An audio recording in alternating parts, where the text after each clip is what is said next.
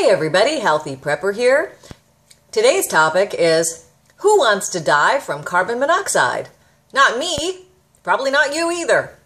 Okay, the reason we're talking about carbon monoxide today is because of all the cold temperatures across the country, and a lot of people are heating their homes with alternative solutions to this. Now, we did have a video previously on how to heat your home with different ways or stay warm during ice-pocalypse. But let's just remind ourselves about the dangers of carbon monoxide. And carbon monoxide is known as the gas that can silently kill you.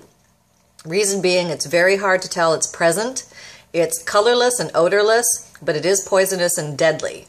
Now, carbon monoxide is generated when you burn coal, wood, charcoal, oil, kerosene, propane, and natural gas. Now, I'm not sure if it's also created when you burn candles, like the clay pot heater candles we've been seeing a lot about lately in case of emergency or a power outage, to use those. In small spaces, there's a possibility that might build up carbon monoxide. I need to do more research on that. If anybody knows, please post it, but that could be a potential concern. Now, carbon monoxide is generated from portable generators, cars. You know, we've always seen the car in the garage where people try to kill themselves. That's the carbon monoxide gas that gets them. Lawnmowers, power washers, malfunctioning furnaces, ranges, water heaters, room heaters, and fireplaces. Please remember to open your flutes in your fireplace and make sure that they're nice and the chimney's nice and clear and it has good access for the smoke and everything and the carbon monoxide to get out. Also, most deaths due to carbon monoxide poisoning occur during power outages, such as Katrina or severe weather storms, ice storms, snowstorms, things like that, where people get trapped inside and there's no electricity. Now, let's go review some basic symptoms, what to watch out for. There's mild and severe symptoms. Mild symptoms are going to be flu-like in nature, but there's no fever present.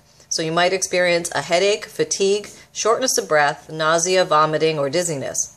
High levels, you're going to, in addition to those, experience mental confusion, vomiting, loss of muscle control, loss of consciousness, and death. Now, another symptom that you might, or a sign that you might see is cherry red lips. And this is in the latter stages, at death or close to death, because because of the way the carboxyhemoglobin binds to the red blood cell, it replaces where oxygen normally would go. So you're going, and the carboxyhemoglobin is a bright red color, so you're going to have very red lips. But remember this little adage: cherry red equals dead. So if you're seeing cherry red lips and you're concerned about carbon monoxide poisoning, it's probably too late already. But in either case, you want to get yourself out to fresh air as soon as possible. That's the fastest remedy that we know of. Thank you. Hello. Peanut Gallery has a lot to say today. Okay. Whoop, sorry, going on the fuzzies here. Whoop, there we go. Come back. All right. I'm getting them. Okay, there we go. All right. Now remember these, the nevers. Never operate a portable generator or gas-powered tool in or near an enclosed space like a garage, house, or even if you have doors and windows open. Remember that lethal levels of carbon monoxide can build up and be reached in little spaces that can trap the gas inside a house, even if a door or a window is open. So remember that, beware of that. You can install a carbon monoxide monitor, such as I have here. This I got at Target. I think it was about 20 bucks. They're not expensive. You want one that has a battery backup, so in case of a power outage, it's still going to work. Another reminder, never use camping equipment inside the house that isn't designed for inside burning. So you don't want to be burning any type of fuel inside the house. Always go outside.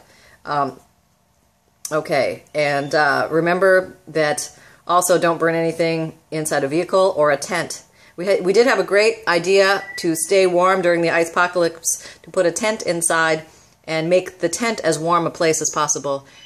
It's an excellent idea. The only thing you want to avoid, to be sure, is not to use a fuel that burns in order to do that, to keep it warm inside, because you will build up carbon monoxide inside the tent. Okay, and the best thing again is get outside, and if you have a concern, you've been exposed to carbon monoxide, you do need to call 911. It is possible to pass out, so You want them to come to you as opposed to you trying to get into the car and drive to the ER. But at the hospital, they can do other things in addition to fresh air to give you a better chance of survival. So there you go, folks. Stay happy, breathe well, breathe freely and easily, and let's just remember that carbon monoxide is a bad gas. Take care. Happy and healthy prepping, everybody. Please, if you have any ideas or thoughts on carbon monoxide, add them down below. I'd love to hear them.